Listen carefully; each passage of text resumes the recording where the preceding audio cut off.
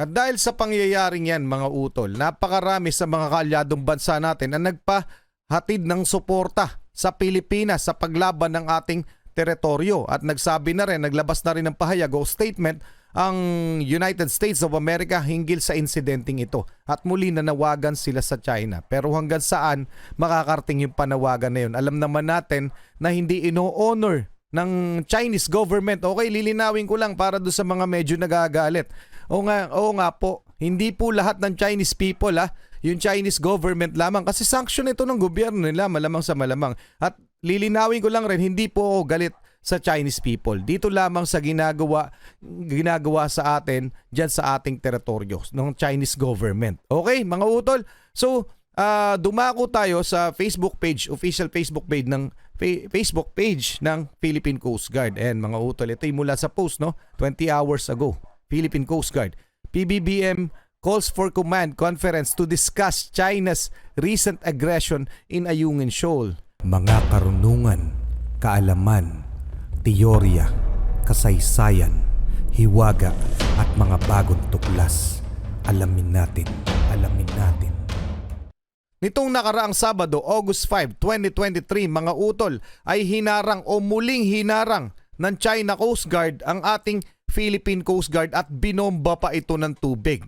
At nailabas na natin yung reaction video natin hinggil sa nasabing insidente na pangyayari dyan sa West Philippine Sea, partikular sa Ayungin Shoal, kung saan ang mga barko ng Philippine Coast Guard at iba pa ay magdadala lamang ng mga supply sa mga personnel na nakadestino sa Ayungin Shoal, mga utol. At eto pong video masasaksihan natin ay mismong labas mula sa Philippine Coast Guard o footage mula sa Philippine Coast Guard. So panoorin muna natin ito at mamaya pakinggan natin ang mga pahayag mula sa Philippine Coast Guard spokesperson. Game na. Ayan mga utol, Ito'y Tatama na tayo niyan. Mula sa footage to ng Philippine Coast Guard. Ayan, ganyang kalapit mga utol. Hinarang talaga sila. Binobomba sila ng tubig, Diba? Ayan, napakalaki ng barko ng China Coast Guard.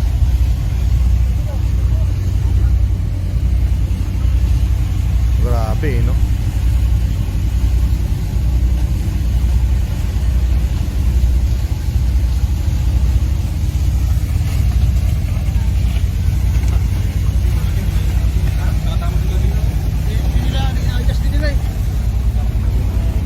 Binobomba tayo ng water cannon. Yan po ay nangyari sa parang anim na nautical miles lamang sa Ayungin Shoal. Okay, malapit talaga sa Ayungin Shoal. Sa madalit sabi, nasa loob yan ng Philippine Exclusive Economic Zone. Sa ating teritoryo yan ginawa. Ayan,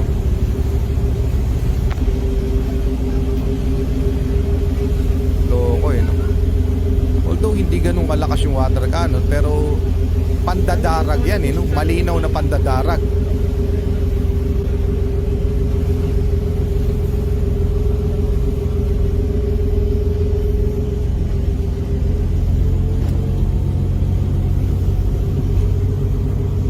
At dahil sa pangyayaring yan mga utol, napakarami sa mga kaalyadong bansa natin ang nagpahatid ng suporta sa Pilipinas sa paglaban ng ating teritoryo. At nagsabi na rin, naglabas na rin ng pahayag o statement ang United States of America hinggil sa insidenteng ito. At muli nanawagan sila sa China. Pero hanggang saan makakarating yung panawagan na yun? Alam naman natin na hindi ino-honor ng Chinese government. Okay, lilinawin ko lang para doon sa mga medyo nagagalit.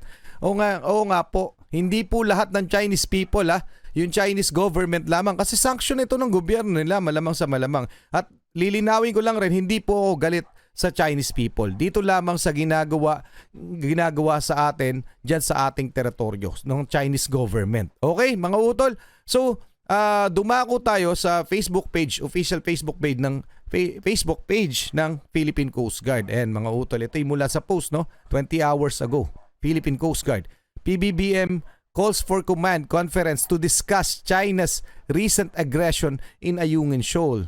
President Ferdinand Bongbong Marcos Jr. has called for a command conference on Monday in a bid to come up with a comprehensive action respond to China's dangerous maneuver and illegal use of water cannons against the Philippine Coast Guard vessels in Ayungin Shoal on Saturday.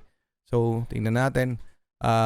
President Marcos stood firm that the Philippines will continue to assert its sovereignty over the West Philippine Sea, as he emphasized that Foreign Affairs Secretary Enrique Manalo already sent on Monday a note verbale to the Chinese ambassador to the Philippines. So si Wang Silian, kung hindi ako nagkakamali, the chief executive said the government will wait for China's response, and he refused to discuss the operational aspects of the recent incident involving the Chinese Coast Guard. But we will continue to assert our sovereignty. We continue to assert our territorial rights in the face of all these challenges and consistent with the international law in UNCLOS especially, President Marcos said, referring to the United Nations Convention on the Law of the Sea. So yan ang pahayag ng ating presidente tungkol sa nasabing insidente nung Sabado, August 5, mga utol. At eto mga utol, dahil dyan ay naglunsad na ng Task Force o National Task Force West Philippine Sea ang Pilipinas. Okay? So pakinggan natin ng maikse yung brief discussion nila sa press. Okay? At mga report nila tungkol dito at papahayag kung anumang aksyon ang gagawin ng ating gobyerno. Ito na po yan. For the record, we will never abandon Ayungin Shoal. We are committed to Ayungin Shoal. In fact, if we're trying to determine although it's better for China to be the one answering this, but if we wish to speculate, they're probably looking for weaknesses in the Philippine position, or are trying to gauge our commitment to supply our troops in the shoal. And we are here precisely to reassure the Filipino people that, as directed by our President, we are consistent with the President's directive during the SON, that we will not lose an inch of our territory. This is the photo. This was China Coast Guard 5305 carrying out dangerous maneuver against the Philippine Coast Guard vessel 4402. So a while ago it was 4409, now it's 4402.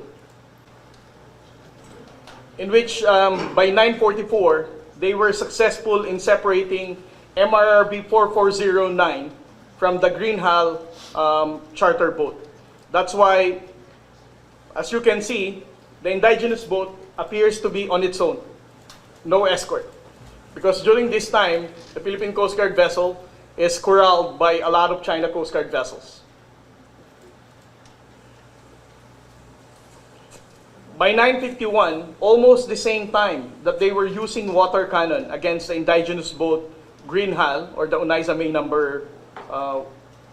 Unaiza May, that's also the same time that the Philippine Coast Guard was also experiencing water cannon from these two China Coast Guard vessels, China Coast Guard 4203 and China Coast Guard 5305 in Shoal. They requested, that vessel requested the Philippine Coast Guard vessel to attempt once again in entering the shoal. But unfortunately, since the China Coast Guard also tapped two Chinese maritime militia vessels, besides from the 6 China Coast Guard vessels, this indigenous boat was not able to enter the Ayungin Shoal. This is the photo of the Chinese maritime militia, appearing to be Chinese fishing vessel. But in this particular operation, we can actually conclude that this Chinese fishing vessel is not just merely a fishing vessel, but a Chinese maritime militia taking orders from the Chinese Coast Guard to support their operations in blocking our resupply. Around 1 p.m., the Philippine Coast Guard vessel BRP Cabra is still trying to escape with China Coast Guard vessels. This vessel was surrounded by 4 China Coast Guard vessels during that time.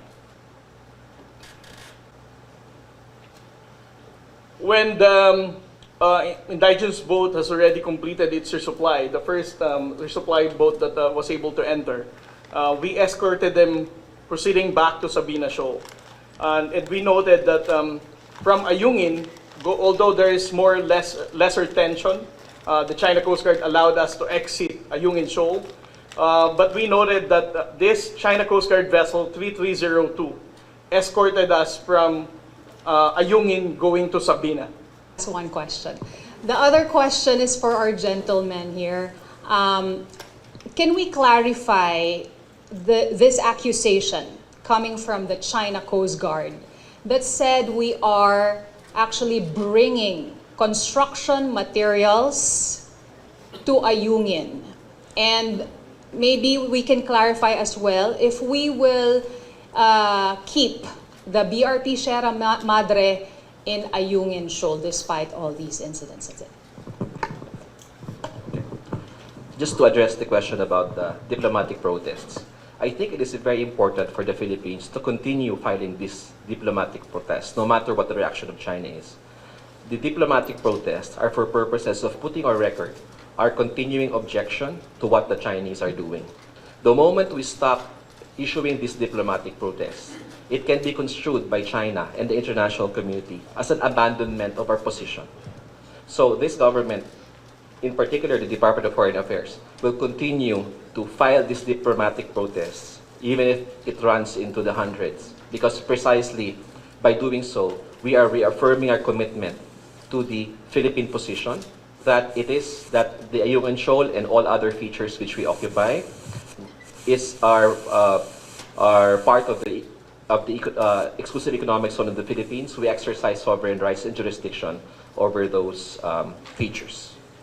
As to the second question, sorry, can you repeat the question? Okay. When we do supply, when we do resupply missions, and I will ask our colleagues here to also add to this, no?